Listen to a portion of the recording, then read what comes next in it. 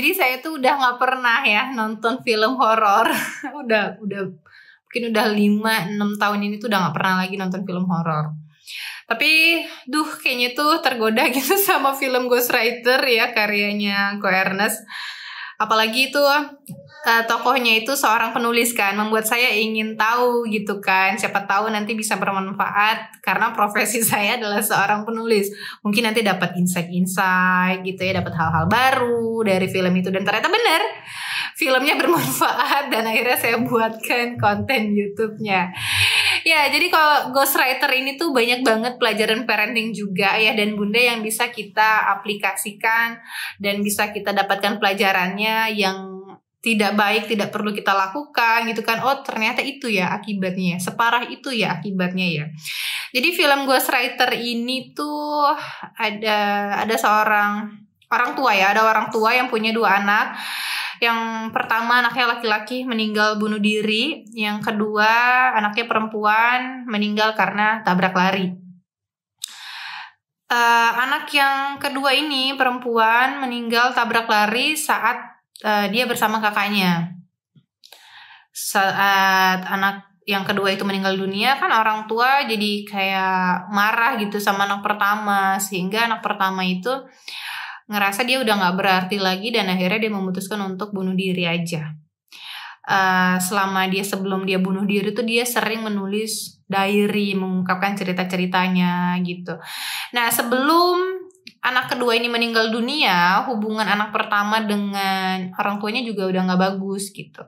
Ya biasa ya, masalah banyakkan orang tua itu ya itu tadi, belum bisa bersifat adil kakak dan adik gitu. Padahal sebenarnya kita perlu bercerita gitu, menyiasatinya dengan bercerita bahwa adil itu bukan berarti sama. Anak yang keduanya kan perempuan, mungkin akan lebih membutuhkan perhatian yang lebih khusus dan yang lebih lebih konkret, berbeda sama laki-laki. Tapi kalau itu nggak disampaikan itu bisa jadi salah kaprah dengan anak yang satu lagi gitu. Jadi akhirnya saat anaknya dua-duanya meninggal dunia, mereka udah gak sanggup lagi tinggal di rumah itu. Mereka pindah rumah, semua foto anak-anaknya itu disimpan, jadi gak dipajang.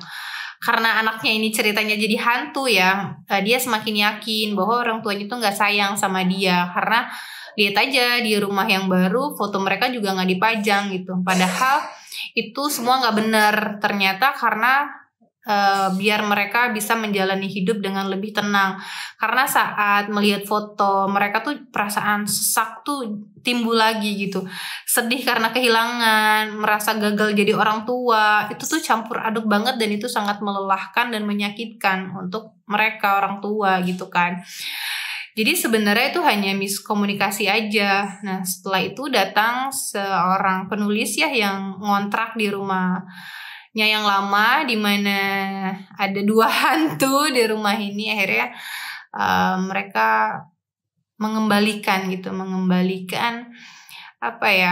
kebahagiaan dan kehangatan itu, karena ceritanya itu adalah kemudian orang tuanya bisa melihat 2 anaknya lagi yang udah jadi hantu setelah anaknya ternyata tahu apa yang sebenarnya orang tua rasakan. Setelah itu orang tuanya tuh tahu jadi apa yang dirasakan sama anak pertama dan kedua ini, mereka bisa terbang lagi gitu ya, terbang lagi dan hilang gitu, nggak gentayangan ceritanya gitu ya.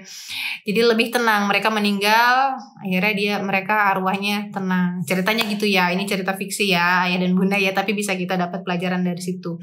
Nah, pelajarannya adalah kita perlu menceritakan apa yang dirasakan. Kalau memang ayah dan bunda sedih, ceritakan, berbagi aja. Mungkin memang anak nggak bisa ngasih pendapat apa-apa, tapi minimal saat mereka ngerti, mereka jadi lebih empati gitu sama apa yang dirasakan sama kita orang tua. Siapa sih yang gak sedih gitu saat kehilangan salah satu dari anak kita. Nah, mungkin kita perlu berbagi cerita ke anak yang masih ada bahwa sedih gini-gini. Jadi kita juga perlu ungkapin dengan sebuah cerita bahwa ya emang kematian itu emang udah ada yang ngatur gitu ya. Memang setiap anak ini adalah titipan dan lain sebagainya, sehingga anak yang satu lagi itu dia nggak ngerasa bersalah gitu kan. Kemudian juga kita perlu menyediakan waktu untuk mendengarkan cerita anak agar kita juga bisa berempati. Karena bukan kita aja yang pengen dimengerti sama anak gitu kan, tapi anak juga pengen dimengerti sama kita. Kita adalah dunianya, dunia pertama untuk anak gitu kan. Jadi memang komunikasi itu penting banget.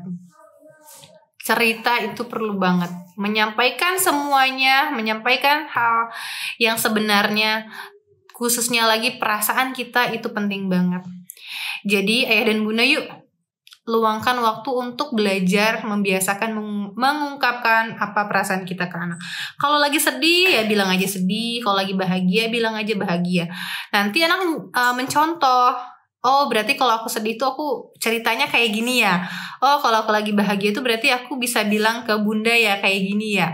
Kalau misalnya kita belum terbiasa ke anak, kita bisa latihan ke pasangan dulu gitu. Kalau misalnya ke pasangan juga belum terbiasa ya kita mulai dengan bercerita ke diri sendiri dulu. Kita bisa belajar bercerita tentang perasaan kita itu lewat menulis. Ya, ayah dan bunda bisa coba dengan menuliskannya. Karena perasaan itu bukan untuk ditahan dan dinikmati sendiri, tapi perlu dialirkan dan dibagikan. Kita belum bisa membagikannya ke orang lain, kita bisa mengalirkannya lewat sebuah tulisan. Oke, ayah dan bunda, jadi mulai kapan nih mau menuliskan tentang perasaannya?